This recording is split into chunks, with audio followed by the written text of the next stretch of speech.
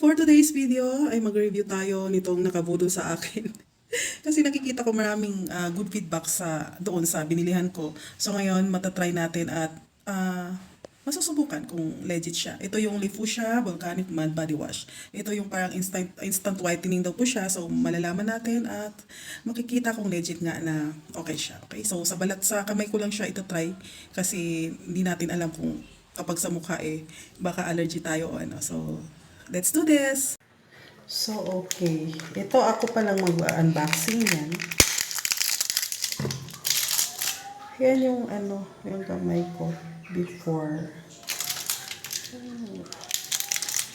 Di ko kasi maintindihan Chinese, pero parang lotion ito siya. Oo, tingnan natin. Let's try this one. Huwag kayong kukura para makita nyo kung ano talaga. Haba yan. Ito na nga lang. Parang may bubuksan kasi dito. Pahirap pa. Ito na lang. Ayan siya. Yun yung consistency. Ay, oo.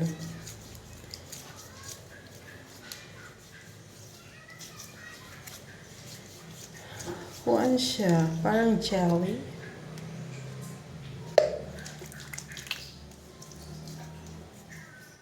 Ayan, oo. Sa nakikita ko naman,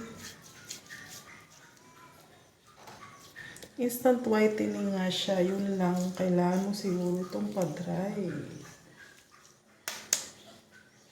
Ayan siya. Oh.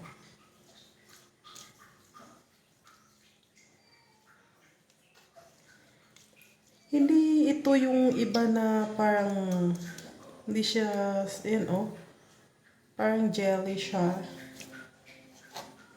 Pero sa nakikita ko, instant whitening nga siya. Diba? Makita niyo naman sa video. Kailangan lang siguro siyang ipa-dry. Ayan po. Hindi ko lang alam kung legit siya.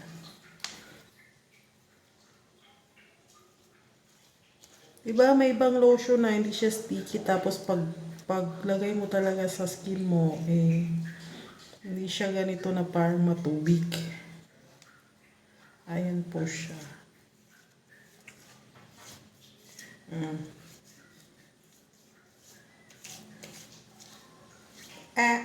Ayan, kailang humusga. Okay, yun na yun. Ganun lang po siya. Ito po yung kanyang yung kanyang packaging. Yan. Tapos dito, hindi ko maintindihan kung ano yan. Yan po. Ito, pinunasan ko.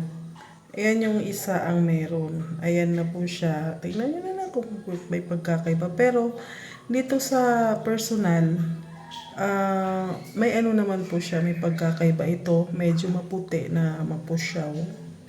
Ayan. Diba? Hindi ko kasi makita dahil basta ito, may pagbabago naman po. So, yan lang po ang ating review about dito sa Lifusia Volcanic Mud Body Wash. Tingnan natin kasi first time pa lang naman. Tingnan natin kung ano yung magiging resulta. Ayun po siya.